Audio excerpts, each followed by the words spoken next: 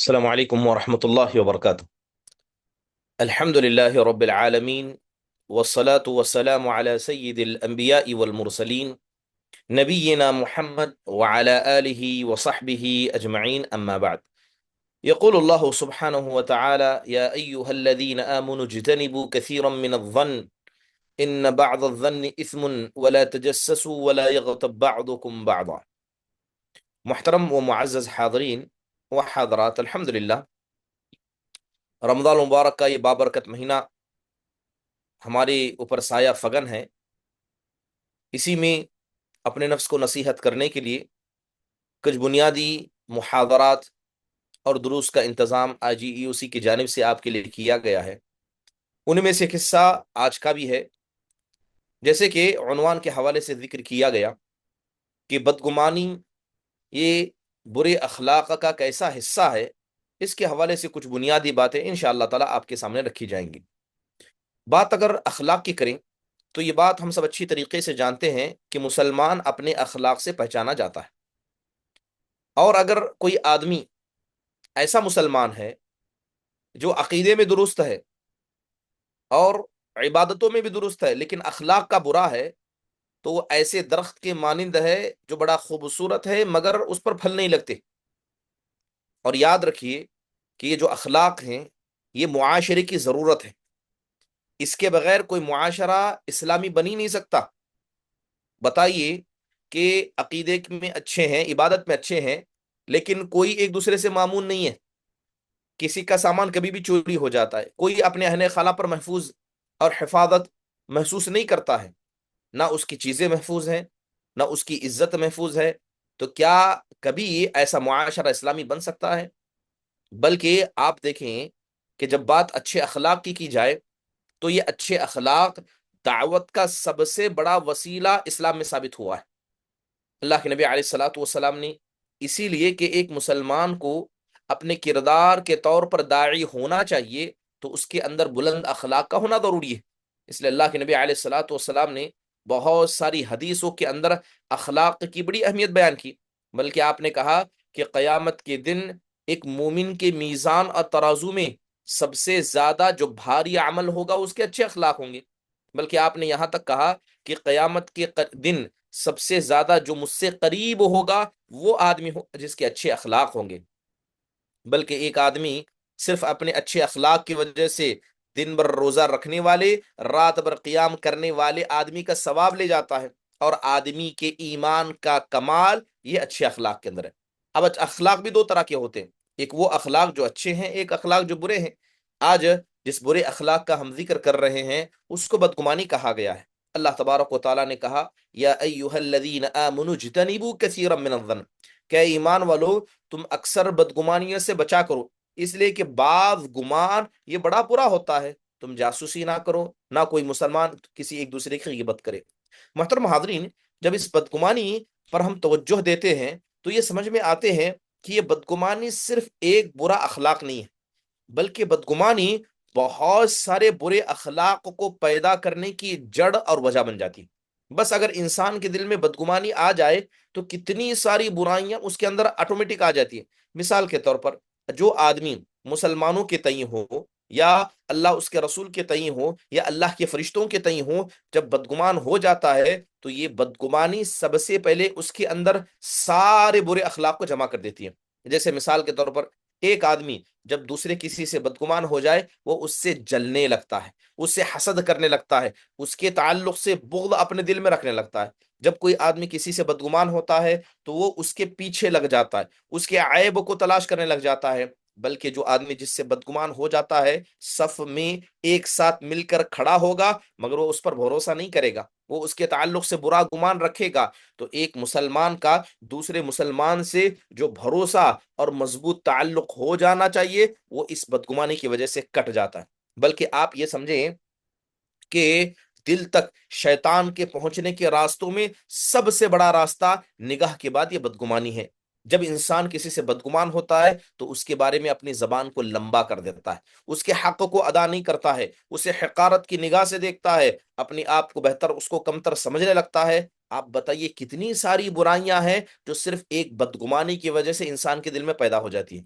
محترم حاضرین، سوال یہ ہے کہ بدگمانی کہا کسے جاتا ہے؟ علماء اکرام نے بدگمانی کی تعریف کرتے ہوئے کہا کہ علم بدون یقین، کہ انسان کے پاس علم ہو کہ ایسا ہوا ہے لیکن اس کی حقیقت نہیں پتا، اس پر یقین ہے ایسا کچھ نہیں ہے، بلکہ دوسرے بعض علماء نے بدگمانی کی تعریف کرتے ہوئے کہا اعتقاد جانب الشر وترجیحه على جانب الخیر فيما يحتمل معا، کہتے ہیں کہ آدمی ایسا ہے جس کے بارے میں آپ اچھا بھی سوچ سکتے ہیں، جس کے بارے میں آپ برا بھی سوچ سکتے ہیں، لیکن آپ اس کے ساری اچھائیوں کو چھوڑ کر صرف اس کے بارے میں برا خیال کریں، اس کو شریعت اسلامیہ نے بدگمانی قرار دیا۔ بلکہ یہ بات آپ کو سمجھنی چاہیے کہ ابن حجر الاسقلانی رحمہ ابن حجر الحیثمی رحمہ اللہ نے اپنی کتاب الکبائر کے اندر اس بدگمانی کو کبیرہ گناہوں میں شمار کیا، بلکہ جہاں پر انہوں نے بہت سارے حرام گناہوں کا ذکر کیا اس میں 31 نمبر پر بدگمانی کو ذکر کیا، تو پتہ یہ چلا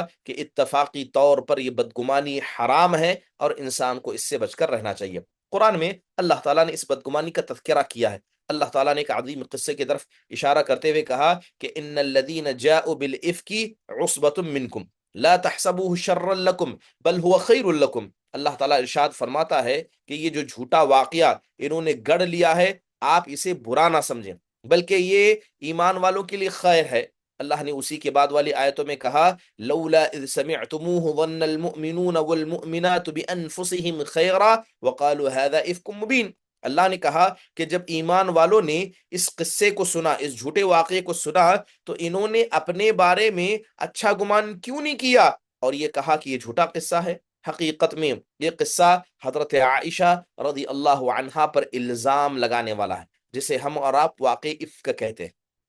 تو اللہ تعالیٰ نے ایمان والوں سے کہا کہ جب تم نے حضرت عائشہ رضی اللہ عنہا کے بارے میں یہ باتیں سنی تو تم نے کیوں اپنے دل میں یہ نہیں کہا کہ یہ جھوٹا واقعہ ہے؟ کیونکہ حضرت عائشہ رضی اللہ عنہا کی ذات ایک مبرہ اور پاکیزہ ذات تھی، لہذا اللہ نے نصیحت کرتے ہوئے کہا کہ جب کسی پکے سچے ایمان والے کے بارے میں تم ایسی بات سننا تو اپنے دل میں کہنا جس طرح تم اپنے نفس کو اچھا سمجھتے ہو اس سے زیادہ بہتر تم اپنے ایمان والے کو اچھا سمجھو۔ تو تم نے ایسا کیوں نہیں کیا؟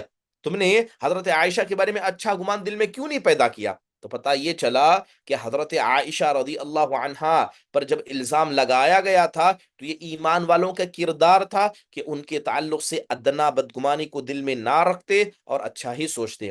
اس سے کچھ بنیادی باتیں ہمیں سمجھ میں آتی ہیں۔ پہلی بات ہمیں یہ سمجھ میں آتی ہے کہ جب بھی کوئی آدمی اس طرح کی بات کسی مسلمان کے تعلق سے سنے اور اسے حقیقت نہ پتا ہو، حقیقت نہیں پتا، سنا کہ فلاں کی لڑکی نے ایسا کیا، فلاں نے زنا کیا، فلاں نے ایسا کیا، لیکن وہ ایمان والا ہے، اتنا جانتے کہ ایمان والا ہے، تو جب کسی ایمان والے کے بارے میں کوئی جھوٹی بات یا کوئی بھی افواہ آپ سنیں گے تو آپ کے ایمان کا کردار یہ ہے کہ آپ کہیں گے کہ یہ جھوٹی ہے، یہ بات جھوٹی ہے۔ جب تک اس کا پختہ یقین نہ ہو جائے سنتے ہی خبر کو جھٹلانا یہ ایمان والے کا کردار ہوگا۔ ایسا کیوں ہے؟ کیونکہ تمام ایمان والے دوسرے ایمان والے کے سامنے یہ منصف ہیں، یہ دیندار ہیں، اور دیندار کے بارے میں غلط گفتگو کرنا یا افواہ اٹھانا یہ غلط ہے۔ اس کے علاوہ تو اس سے ایک بات ہمیں یہ بھی سمجھ میں آتی ہے کہ وہ اڑتی خبریں جو واٹس ایپ پر ہو یا لوگوں کی زبانوں پر ہوتی ہیں، ہر اڑتی خبر کی تصدیق کرنا یہ ایمان کی کمزوری ہے، لہذا جو بھی اڑتی خبر آپ سنیں گے آپ اسے فوراً جھٹلائیں گے، کہا کہ ایسا ہو نہیں سکتا، یہ غلط خبر ہے، جہاں تک کہ آپ کو اس کا پختہ یقین نہ ہو۔ بلکہ محترم حاضرین، اللہ کے نبی علیہ الصلوۃ والسلام نے ایسے آدمی کے بارے میں کیا کہا جو ہر خبر کو سنتا ہے، اسے صحیح سمجھتا ہے اور لوگوں کے سامنے اسے بیان کرتا ہے؟ تو آپ نے کیا کہا؟ کفا بالمرء کذبا ان يحدث بكل ما سمع، کہ اس آدمی کے جھوٹا ہونے کے لیے اتنا کافی ہے کہ جو بھی بات وہ سنتا ہے اسے یقین کر کے دوسروں تک اس کو منتقل کر دیتا ہے۔ محترم حاضرین، بدگمانی کی جب بات کی جائے یاد رکھیے کہ بدگمانی کا نتیجہ ہمیشہ برا ہوتا ہے۔ ایسا ہو نہیں سکتا کہ کوئی آدمی مسلمانوں کے تئیں بدگمان ہو جائے اور اللہ اور اس کے رسول صلی اللہ علیہ وسلم کے نزدیک اس کا فیصلہ اچھا ہو، ایسا ہو نہیں سکتا۔ بلکہ جو بھی آدمی بدگمان ہوگا اس کے نتیجے برے ہی اس کی نگاہوں کے سامنے آئیں گے، چاہے وہ نتیجے آج آئیں یا کل آ جائیں۔ جیسے قرآن میں اللہ تبارک و تعالیٰ نے کچھ لوگوں کا تذکرہ کیا جو اپنے دل کے اندر گندگیوں کو رکھا کرتے تھے، مسلمانوں کی تئی بدگمانیوں کو رکھا کرتے تھے، اور اس کے ساتھ ساتھ اللہ کے بارے میں بدگمان تھے۔ جیسے اللہ نے قرآن میں کہا وَمَا كُنْتُمْ تَسْتَتِرُونَ أَن يَشْهَدَ عَلَيْكُمْ سَمْعُكُمْ وَلَا أَبْصَارُكُمْ وَلَا جُلُودُكُمْ وَلَكِنْ ظَنَنْتُمْ أَنَّ اللَّهَ لَا يَعْلَمُ كَثِيرًا مِمَّا تَعْمَلُونَ وَذَلِكَ ظَنُّكُمُ الَّذِي ظَنَنْتُم بِرَبِّكُمْ أَرْدَاكُمْ فَأَصْبَحْتُم مِّنَ الْخَاسِرِينَ۔ اللہ تعالیٰ نے کہا کیا تم اس بات کو سمجھتے تھے کہ تمہاری کان، تمہاری آنکھیں اور تمہاری جلدیں تمہارے گناہوں کو چھپا دیں گی اور اللہ کے سامنے یہ گواہی نہیں دیں گی، جبکہ یہ بات اللہ جانتا تھا جو کچھ تم عمل کرتے تھے۔ پھر اللہ نے کہا کہ یہ تو تمہارا بدگمان تھا اللہ کے بارے میں، اور تم اس مسئلے میں نقصان اٹھانے والوں میں سے ہو گئے۔ تو لہذا جو آدمی گناہ کرنے کے بعد یہ سوچے کہ اللہ مجھے نہیں پکڑے گا، اللہ اس گناہ کو نہیں جانتا، اللہ تعالیٰ مجھے معاف کر دے گا، اور اس طرح کے معاملات اللہ کے تعلق سے کرے، یا اللہ کے تعلق سے بدگمان ہو جائے کہ میں اتنا گنہگار ہوں اللہ مجھے نہیں بخشے گا، یہ کہے یہ گناہ اتنا عظیم ہے اللہ مجھے کبھی معاف نہیں کرے گا، یاد رکھیے انسان اللہ کے تعلق سے بدگمان ہو جائے اس کا نتیجہ اکثر انسان کو نقصانی اٹھانے والے میں سے ہوتا ہے۔ محترم حاضرین، آپ دیکھیں کہ حدیث کے اندر اللہ کے نبی علیہ الصلوۃ والسلام نے اس بدگمانی کے بارے میں کتنی باتیں کہی ہیں۔ صحیح بخاری کی روایت ہے، حضرت ابو ہریرہ رضی اللہ عنہ کہتے ہیں اللہ کے نبی نے کہا ایاکم والظن فإن الظن اکذب الحدیث۔ آپ نے کہا کہ تم بدگمانی سے بچا کرو، اس لیے کہ بدگمانی یہ سب سے جھوٹی بات ہے۔ بدگمانی کیسے؟ مثال کے طور پر میں نے فلاں آدمی کو کچھ کرتے دیکھا، اب مجھے ایگزیکٹلی نہیں پتا کہ وہ ہے کیا، لیکن میں نے دل میں ٹھان لیا کہ اس نے ایسا ہی کیا ہے، ٹھیک ہے، میں نے دیکھا 10% مجھے کچھ چیز سمجھ میں آئی، لیکن 100% اس کے بارے میں نے دل میں گمان رکھا۔ اب بتائیے اگر وہ چیز ویسے نہیں ہوئی ہے لیکن میں سمجھ رہا ہوں کہ ایسے ہوئی ہے، تو ہوا کیا؟ وہ خلاف واقع ہوا، وہ ان ریئل ہوا، وہ نہ ہوا ہے لیکن میں نے اس کو سمجھا ہے کہ ایسا ہوا ہے، تو وہ یہ جھوٹی بات ہے۔ جو چیز نہیں ہوئی ہے میں کہہ رہا ہوں کہ ہو گئی ہے، اور یہ چیزیں میرے ذہن میں ہے، تو لہذا اس کو شریعت اسلامیہ خلاف واقع اور جھوٹی بات کہتی ہے۔ صحیح بخاری کی روایت ہے، حضرت علی بن حسین رضی اللہ عنہما روایت کرتے ہیں، کہا کہ یہ بڑا مشہور قصہ ہے کہ دیکھیے شیطان جب انسان کے دل میں داخل ہونا چاہتا ہے تو سب سے پہلے بدگمانی کا راستہ اختیار کرتا ہے۔ مثال کے طور پر بڑی مشہور حدیث ہے، آپ نے سنی ہوگی کہ رمضان کا مہینہ تھا اور آخری عشرہ چل رہا تھا۔ اللہ کے نبی علیہ الصلوۃ والسلام کی عادت مبارکہ تھی، کیا عادت مبارکہ تھی؟ کہ آپ رمضان کا آخری عشرہ مسجد میں اعتکاف کرتے تھے، تو رات کا وقت تھا، تو ایک عورت آپ سے ملاقات کرنے آئی، ٹھیک ہے، وہ اعتکاف کی حالت میں مسجد میں آپ سے ملنے آئی تھی۔ اب جب وہ لوٹ کر جانے لگی تو اللہ کے نبی صلی اللہ علیہ وسلم ان کو مسجد کے دروازے تک الوداع کرنے کے لیے آئے۔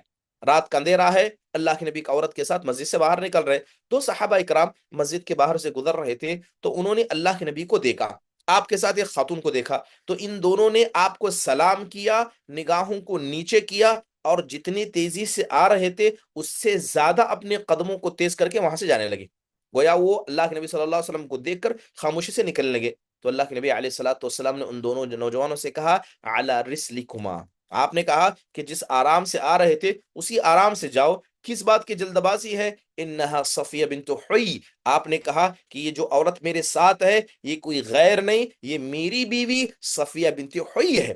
اب جیسے ہی وہ ان دونوں صحابہ نے اس بات کو سنا، کہنے لگے سبحان اللہ یا رسول اللہ، کہنے لگے اے اللہ کے نبی علیہ الصلوۃ والسلام، اللہ کی ذات بڑی پاک ہے کہ کوئی ایسا نبی اپنے لیے اختیار کرے جو اس طرح کی گناہ کے کام بھی کرتا ہو، یعنی اللہ پاک ہے تو آپ کو اللہ نے نبی بنایا تو آپ بھی اس گناہ سے پاک ہیں، ہم آپ کے بارے میں ایسا نہیں سوچتے ہیں۔ تب اللہ کے نبی نے کیا کہا؟ بات کو غور سے سنیے، اللہ کے نبی نے کہا ان الشیطان یبلغ من الانسان مبلغ الدم وانی خشیت ان یقذف فی قلوبکما، اللہ کے نبی علیہ الصلوۃ والسلام نے کہا کہ شیطان انسان کے دل میں، انسان کے جسم میں ایسی ہی طاقت رکھتا ہے جس طرح کی خون انسان کے جسم میں طاقت رکھتا ہے، مجھے ڈر ہوا کہ کہیں شیطان ہمارے بارے میں تمہارے دل کے اندر کچھ بدگمانی نہ پیدا کر دے، اس لیے میں نے آگے بڑھ کر خود سے کہا یہ عورت کوئی غیر نہیں، یہ میری بیوی صفیہ رضی اللہ عنہا ہے۔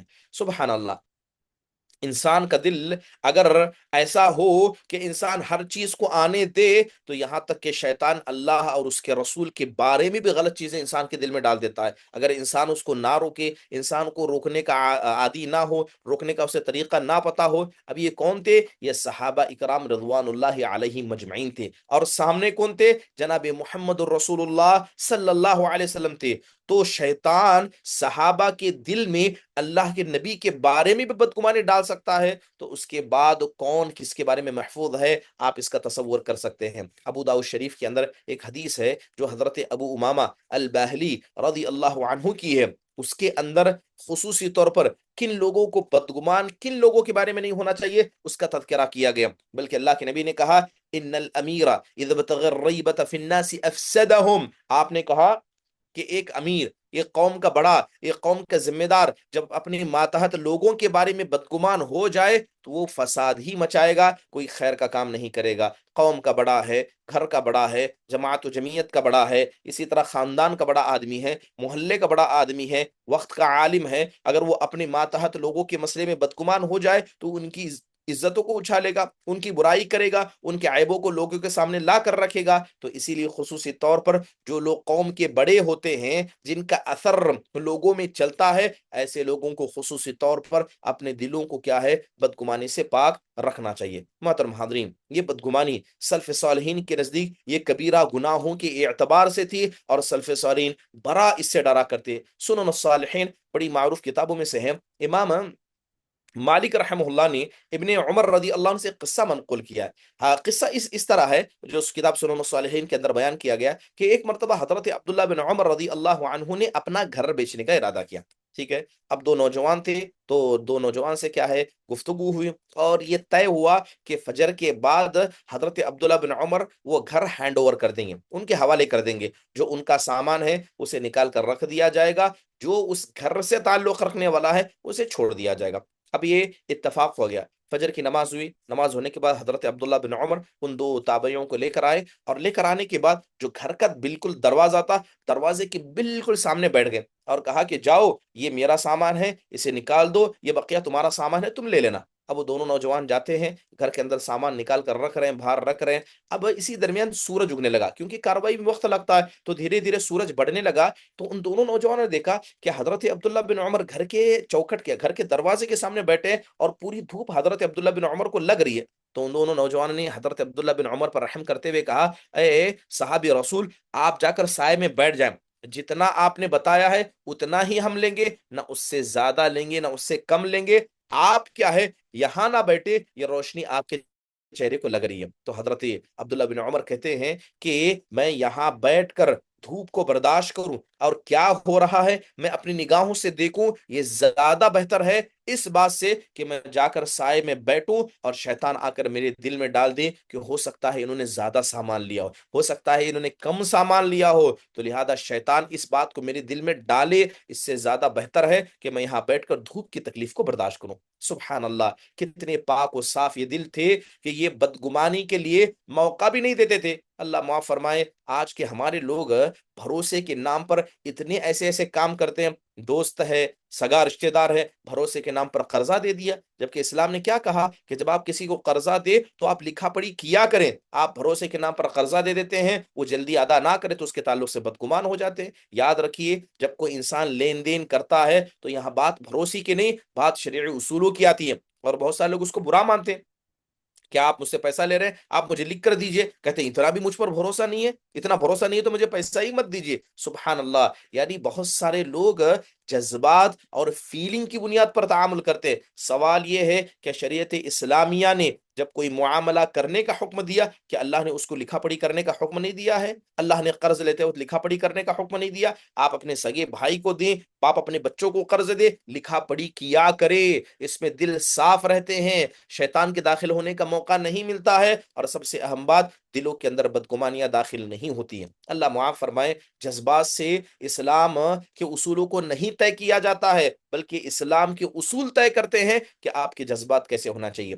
طبقات الکبریٰ ابن سعد رحمہ اللہ کی بڑی مشہور کتاب ہے، اس کے اندر بکر المزنی رحمہ اللہ کا ایک قول ذکر کیا گیا، بڑا پیارا قول بدگمانی کے تعلق سے ہے۔ وہ کہتے ہیں کہ ایاک من الکلام ان اصبت فیہ لم تؤجر وان اخطأت فیہ وزرت وذلک سوء الظن باخیک۔ کہتے ہیں کہ تم ایسی گفتگو سے بچنا کہ اگر وہ گفتگو صحیح بھی ہوگی تمہیں کوئی ثواب نہیں ملے گا، لیکن اگر وہ گفتگو غلط ہوگی تو اس پر تم کو گناہ ضرور ملے گا۔ وہ کہتے ہیں کہ تمہارے بھائی کے بارے میں بدگمانی۔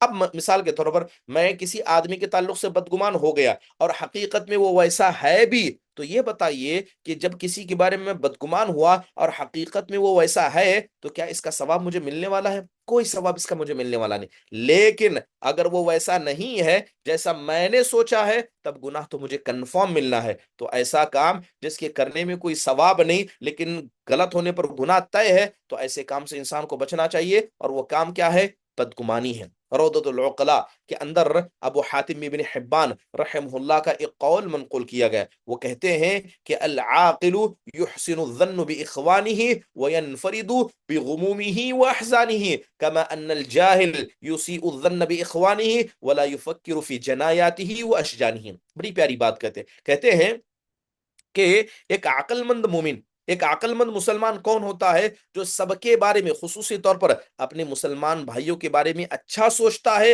اور ساری برائیاں جو اپنی ہیں اسے یاد رکھتا ہے، جبکہ ایک جاہل کیا کرتا ہے؟ یہ دوسروں کی برائیوں کو یاد رکھتا ہے اور اپنی برائیوں کو بھول جاتا ہے، دوسروں کی برائیوں کو یاد رکھتا ہے، اپنی برائیوں کو بھول جاتا ہے۔ تو اس کا مطلب یہ ہوا کہ جب آدمی دوسروں کو اچھا سمجھے گا تو اپنی برائیوں کو یاد رکھے گا، اسے بدلنے کی اور توبہ کی کوشش کرے گا، لیکن جب آدمی دوسروں کی برائیوں پر توجہ دے گا تو وہ خود اپنی برائیوں کو بھول جائے گا، اور یہ کسی عقل مند مسلمان کی کیا ہے؟ علامت نہیں ہے۔ احیاء علوم الدین کے اندر امام الغزالی رحمہ اللہ کا ایک قول نقل کیا گیا، وہ اس میں کہتے ہیں کہ سوء الظن غیبت القلب، جس طرح زبان کی غیبت کسی کی برائی کرنا ہے، دل کی غیبت کیا ہے؟ کسی کے بارے میں بدگمان ہونا ہے۔ کوئی مسلمان ہے، عاقل ہے، دیندار ہے، اور آپ اس سے بدگمان ہو جائیں تو گویا آپ کا دل کیا ہے؟ یہ غیبت کر رہا ہے۔ بلکہ عمدۃ القاری کے اندر امام الخطابی کا ایک قول نقل کیا گیا، وہ کہتے ہیں الظن منشأ اکثر الکذب، کہتے ہیں کہ اکثر جھوٹ کی وجہ بدگمانی ہوتی ہے۔ اکثر جو انسان جھوٹ بولتا ہے کسی کے بارے میں، چاہے بنا کر بولے یا حقیقت کو بولے، تو اکثر جھوٹ کی وجہ بدگمانی ہوتی ہے۔ اخلاق القرآن اس کے اندر امام شرباطی رحمہ اللہ کے قول نقل کیا گیا، وہ کہتے ہیں کہ مہما رأیت انسانا یسیء الظن بالناس طالبا للعیوب فاعلم انه خبیث فی الباطن وانما رأى غیر من حیث هو فان المؤمن يطلب المعاذیر والمنافق يطلب العیوب۔ بڑی پیاری بات کہتے ہیں کہ جب تم کسی ایسے انسان کو دیکھنا، کیا کہتے ہیں کہ جب تم ایسے انسان کو دیکھنا جو ہمیشہ دوسروں کے بارے میں برائیاں کرتا ہے، ہمیشہ دوسروں کے بارے میں بدگمانی کرتا ہے اور ان کے عیبوں کو ٹٹولتا ہے، تو سمجھ لینا کہ اندر سے وہ آدمی خبیث النفس ہے۔ اندر سے وہ آدمی کیا ہے؟ خبیث النفس ہے۔ وہ خود خبیث ہے تو ہر کسی کو خبیث سمجھتا ہے، خود برا ہے تو ہر کسی کو برا سمجھتا ہے۔ جبکہ ایک مومن کا کردار کیا ہے؟ وہ دوسروں کے عذر کو تلاش کرتا ہے۔ اس نے ایسا کیا، ہو سکتا ہے کہ اس کام کی وجہ سے ایسا کیا، اس نے غلط کیا، ہو سکتا ہے مجبوری میں کیا ہو۔ تو ایک ایمان والا دوسروں کے لیے عذر تلاش کرتا ہے، جبکہ ایک منافق دوسروں کے عیب کو تلاش کرتا ہے۔ تو انسان کو چاہیے کہ اس بات پر توجہ دے۔ ابن ابی دنیا کی بڑی مشہور کتاب ہے ابن ابی دنیا کی بڑی، امام ابن ابی دنیا کی بڑی مشہور کتاب ہے، اس کے اندر کچھ باتیں انہوں نے حضرت عبداللہ بن مبارک رحمہ اللہ کے تعلق سے بتائی ہیں۔ بنیادی طور پر اگر میں آپ کے سامنے بتاؤں کہ یہ جو بدگمانی ہے اس کی 3 قسمیں علماء نے بیان کی ہیں۔ جو بدگمانی ہے 3 قسمیں بیان کی، ایک بدگمانی جو حرام ہے، ایک بدگمانی جو حرام ہے، دوسری بدگمانی جو جائز ہے، اور تیسری بدگمانی جس کو اسلام مستحب قرار دیتا ہے، جس کے کرنے پر انسان کو ثواب دیا جاتا ہے۔ پہلی بدگمانی جو حرام ہے اس کے اندر اللہ کے ساتھ بدگمان ہونا ہے، اللہ کے بارے میں بدگمان ہونا۔ اللہ ہماری دعاؤں کو نہیں سنتا، اللہ ہمیں اولاد نہیں دیتا، اللہ تعالیٰ ہم پر رحم نہیں کرتا، اللہ تعالیٰ ہماری مصیبتوں کو نہیں دیکھتا، اللہ تعالیٰ ایسا ہے، اللہ ویسا ہے، یعنی اپنی مصیبتوں کے حل نہ ہونے پر اللہ کو ذمہ دار ٹھہرانا، تو یہ کہ اللہ کے ساتھ بدگمانی ہے، اور حقیقت میں ایسی بدگمانی یہ کافر اور منافق اللہ کے ساتھ کرتے ہیں۔ جیسے قرآن میں اللہ نے کہا وَيُعَذِّبَ الْمُنَافِقِينَ وَالْمُنَافِقَاتِ وَالْمُشْرِكِينَ وَالْمُشْرِكَاتِ الظَّانِّينَ بِاللَّهِ ظَنَّ السَّوْءِ،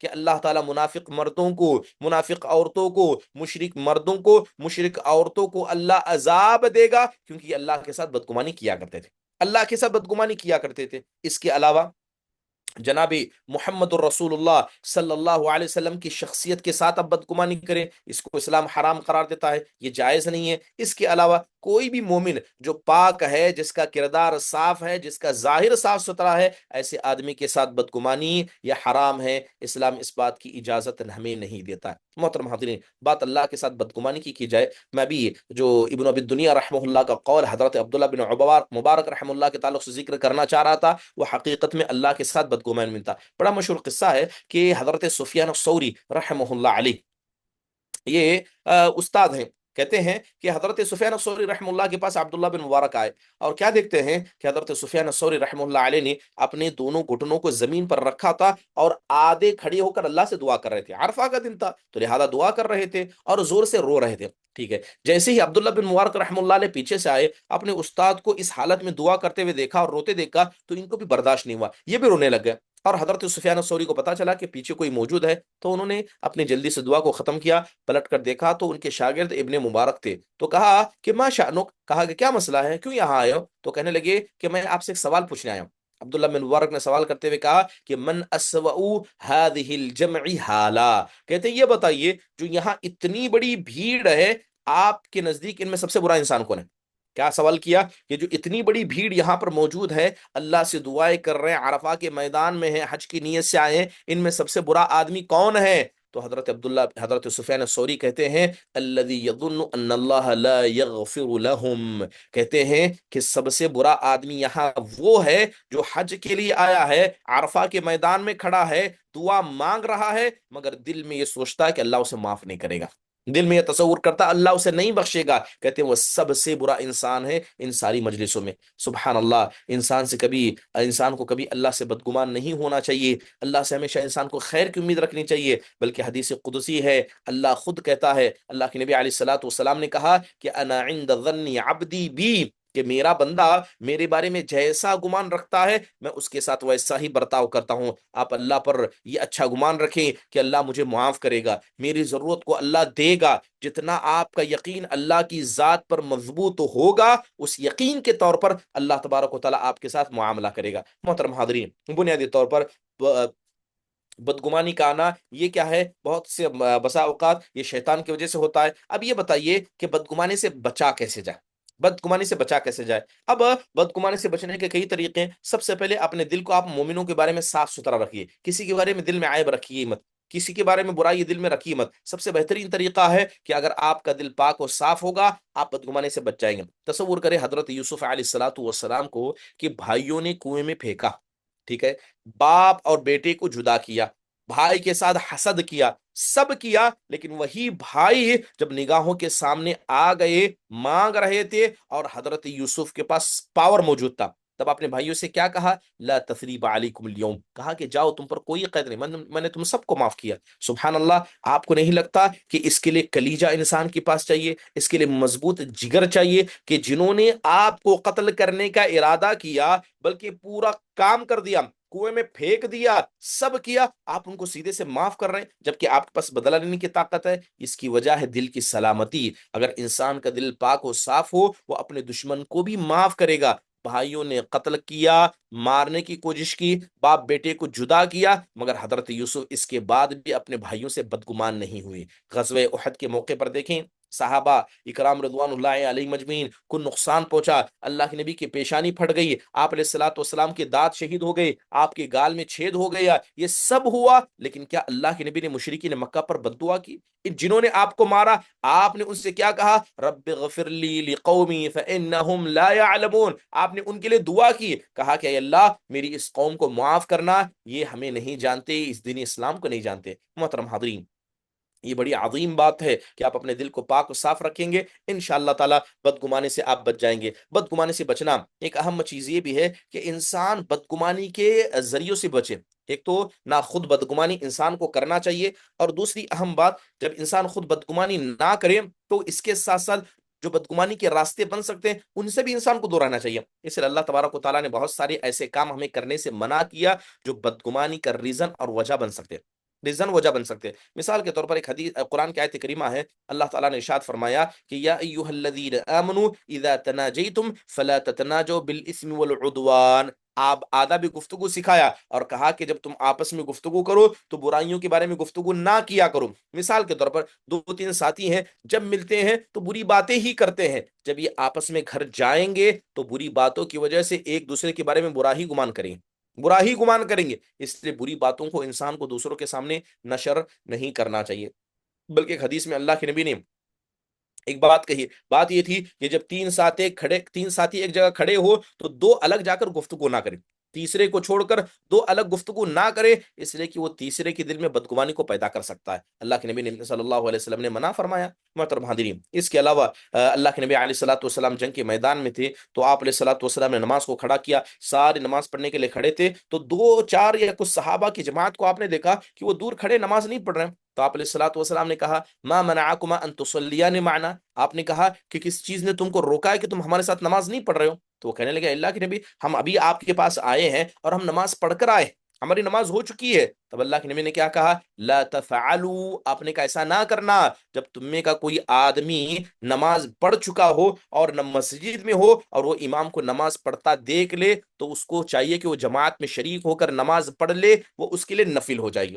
اب سوال یہ ہے کہ میں نے نماز آلریڈی پڑھ لی ہے، میں مسجد میں ہوں اور جماعت چل رہی ہے، تو مجھے اللہ کے نبی نماز پڑھنے کا حکم کیوں دے رہے ہیں؟ اس کی بنیادی وجہ کہیں ایسا نہ ہو کہ جو نئے نئے لوگ مسجد میں آ رہے ہیں وہ سمجھیں کہ دیکھیے جماعت کا وقت ہو گیا، نماز چل رہی ہے، نماز نہیں پڑھ رہا ہے، ہو سکتا ہے کہ آپ کے بارے میں لوگ بدگمان ہو جائے۔ تو صرف اس بدگمانی سے بچنے کے لیے کہ آپ لوگوں کو بدگمانی ہونے کا موقع بھی نہ دیں، لہذا آپ کی نماز ہو بھی گئی ہو، مسجد میں ہے، نماز چل رہی ہو، تو نماز کے اندر شامل ہو جائے۔ حضرت عمر بن خطاب رضی اللہ عنہ کے زمانے میں آپ دیکھیں کہ حضرت عمر بن خطاب معاملات میں کتنے سخت تھے۔ ایک دو لوگ تھے، ایک شوہر اور بیوی، یہ بازار میں آپس میں کھڑے ہو کر گفتگو کر رہے تھے۔ حضرت عمر رضی اللہ عنہ کو گزر ہوا، جیسے ہی انہوں نے دیکھا کہ ایک عورت ایک مرد گفتگو کر رہے ہیں، فوراً کوڑا نکالا اور اس آدمی کو مارنا چاہا، وہ آدمی فوراً ہٹ گیا اور کہنے لگا اے ابن عمر رکیے، اے امیر المؤمنین رکیے، یہ کوئی عورت غیر نہیں ہے، میری بیوی ہے۔ کہا کہ یہ میری بیوی ہے جس سے میں گفتگو کر رہا ہوں۔ تو حضرت عمر نے کہا کہ جب تمہاری بیوی ہے، تم کو گھر میں بات کرنے کا موقع نہیں ملا، بیچ بازار میں کھڑے ہو کر اس سے گفتگو کر رہے ہو، مسلمانوں کے دلوں میں بدگمانی پیدا کر رہے ہو سکتا ہے کوئی سمجھے کسی غیر عورت سے گفتگو کر رہا ہے، لوگوں کو کیا پتا تمہاری ہے کہ کسی غیر کی عورت ہے۔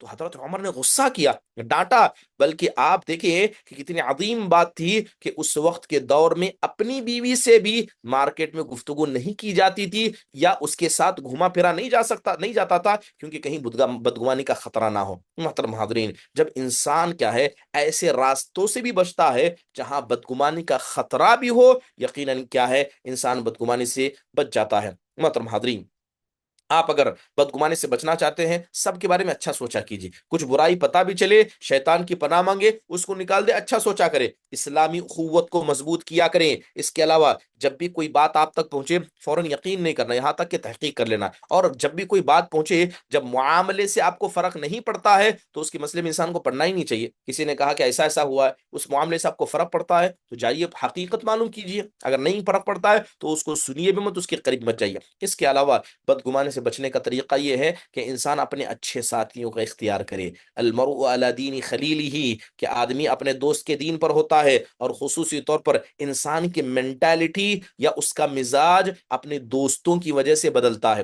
برے دوست ہوں گے، کتنا بھی اچھا آدمی ہوگا وہ اس کے دماغ کو خراب کر کے رہیں گے۔ اگر انسان برا ہوگا، نیک لوگوں کی صحبت اختیار کرے گا، اس کا ذہن بھی پاک و صاف ہو جائے گا۔ تو بدگمانی سے بچنے کا بہترین طریقہ اچھے ساتھیوں کا اختیار کرنا ہے۔ محترم حاضرین، اس کے علاوہ اگر کوئی آدمی بدگمان ہو جائے تو اس کا علاج کیا ہے؟ شریعت کے اندر اس کا بھی علاج بیان کیا گیا۔ اب آخر میں بنیادی طور پر اتنا وقت نہیں ہے کہ علاج بھی میں بتا دوں کہ کس کس طرح بدگمانی کا علاج کیا جاتا ہے۔ انشاءاللہ تعالی اللہ نے زندگی باقی رکھی تو کسی موقع پر اس کا تذکرہ کیا جائے گا۔ بنیادی طور پر نتیجہ یہ نکلا کہ بدگمانی یہ دل کی بیماری ہے، بدگمانی یہ دل میں اختلاف کو پیدا کرتی ہے، بدگمانی دل میں حسد کو پیدا کر دیتی ہے، بدگمانی کی وجہ سے انسان دوسروں کو تکلیف پہنچاتا ہے۔ بدگمان ہونا یہ منافقوں کی علامت ہے۔ دل میں بدگمانی دھیرے دھیرے کر کے داخل ہوتی ہے، ایمان والوں کی علامت ہے کہ وہ ہمیشہ مومنوں کے بارے میں اچھا سوچتے ہیں۔ اللہ تعالیٰ سے دعا ہے کہ اللہ تبارک و تعالیٰ ہم سب کو اس بدگمانی کی مذمت کو سمجھ کر اس سے اپنے نفس کو بچانے، دوسرے مسلمانوں کو بچانے کی توفیق عطا فرمائے۔ اللہ تعالیٰ ہمارے دلوں کو پاک و صاف فرمائے، اور جو بھی باتیں ہم نے سنی ہیں اللہ اس پر ہم سب کو عمل کرنے کی توفیق نصیب فرمائے۔ آمین۔ اقول قولی هذا واستغفر الله لي ولكم ولسائر المسلمین من كل ذنب فاستغفروه انه هو الغفور الرحیم۔ اگر کسی کوئی سوال ہو تو مختصر انداز سے پوچھ لیں۔ شبنم۔ السلام علیکم ورحمۃ اللہ وبرکاتہ شیخ۔ وعلیکم السلام ورحمۃ اللہ وبرکاتہ۔ شیخ آپ نے بتایا نا کہ بدگمانی کے 3 ٹائپ رہتے ہیں، آپ نے حرام کے بارے میں بتائے، 2 نہیں بتائے۔ ہاں، ایک حرام، دوسرا جائز ہے۔ جائز کیسا ہے؟ معذرت کے ساتھ شاید جلد بازی میں بھول گیا۔ ایک تو حرام ہے اللہ کے ساتھ بدگمانی ہونا، اس کے علاوہ نبی صلی اللہ علیہ وسلم کے ساتھ بدگمانی ہونا، شریعت کے کسی اصول کے بارے میں بدگمان ہونا، یا ایسا مسلمان جس کا ظاہر کردار پاک و صاف ہو اس کے بارے میں بدگمان ہونا۔ دوسری بدگمانی جو جائز ہے یہ ایسے مسلمان کے بارے میں ہے جو کھلم کھلا لوگوں کے سامنے کبیرہ گناہ کرتا۔ مثال کے طور پر مارکیٹ میں کھڑے ہو کے بیڑی سگریٹ پیتا ہے اور معلوم ہے کہ اس کے حرام تعلقات ہیں، مشہور ہے، ٹھیک ہے؟ تو ایسا آدمی جو کھلم کھلا کبیرہ گناہ کرتا ہے، 2 کنڈیشن کے ساتھ اس کے بارے میں بدگمان ہونا جائز ہے۔ پہلی کنڈیشن یہ ہے کہ جب آپ اس کے ساتھ بدگمان ہوں گے تو اس کی برائی لوگوں کے سامنے نہیں کریں گے، یعنی اس کی غیبت کرتے نہیں کرنا، ٹھیک ہے؟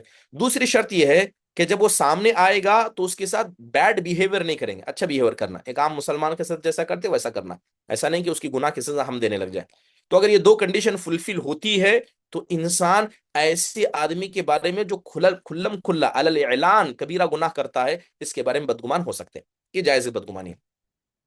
تیسری بدگمانی جو مستحب ہے، جس کے کرنے پر انسان کو ثواب ملتا ہے، وہ اپنے دشمن سے بدگمان ہونا ہے۔ مثال کے طور پر لڑائی جھگڑا ہو گیا، اب ہم کو معلوم ہے کہ وہ آج نہ کل ہمیں نقصان پہنچائے گا، تو آپ اس سے بدگمان ہوتے ہیں اپنے آپ کو نقصان سے بچانے کے لیے، بچ کر رہتے ہیں، ہاں یہ یہاں آ رہا ہے، میں اپنی اس چیز کی حفاظت کروں، اس چیز کی حفاظت کروں۔ تو دشمن سے بدگمان ہونا اپنی ذات کی چیزوں کی حفاظت کے لیے یہ مستحب ہے، اسلام اس کا حکم دیتا ہے، ٹھیک ہے؟ تو یہ 3 طرح کی بدگمانی ہوئی۔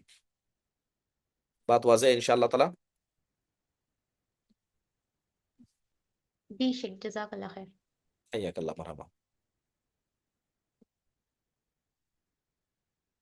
چلیے الحمدللہ یہاں پر ہماری بات مکمل ہوتی ہے۔ اللہ تعالیٰ سے دعا ہے کہ اللہ تعالیٰ ہمارے روزوں کو قبول فرمائے، اور اللہ آپ لوگوں کو جزائے خیر دے کہ روزے کی حالت میں ایسے لیے آپ وقت نکال کر یہاں حاضر ہوئے ہیں۔ اللہ تعالیٰ ہم سب کے بیٹھنے کو اٹھنے کو قبول فرمائے۔ جزاک اللہ خیر واحسن اللہ علیکم۔ ختم مجلس کی دعا پڑھیے۔ سبحانک اللہم و بحمدک، اشہد ان لا الہ الا انت استغفرک و اتوب الیک۔ السلام علیکم ورحمۃ اللہ وبرکاتہ۔